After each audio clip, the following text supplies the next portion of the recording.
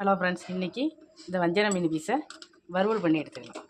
ஒரு 10 சின்ன வெங்காயம் எடுத்துருக்கேன், கொஞ்சமாக இஞ்சி, ஒரு 5-6 பூண்டு பல், ஒரு அரை ஸ்பூனு மிளகு, ஒரு அரை ஸ்பூனு ஜீரகம், அதுபோல் சோம்பு, கொஞ்சம் மஞ்சத்தூள், ஒரு ஸ்பூனு மிளகாத்தூள், அரை ஸ்பூனு மல்லித்தூள், கொஞ்சமாக மல்லித்தலையும் கருவேப்பிலையும் சேர்த்து, கொஞ்சமாக லெமன் ஜூஸ். இந்த மசாலையெல்லாம் அரைச்சி எடுத்துகிட்டு வந்துட்டேன்.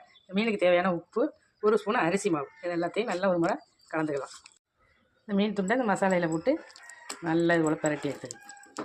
நல்லா எண்ணெயை சூடாக்கி மீன் துண்டுகளை எண்ணெயில் சேர்க்கணும். அடுப்பு இப்போ லோ ஃபயரில் இருக்கட்டும்.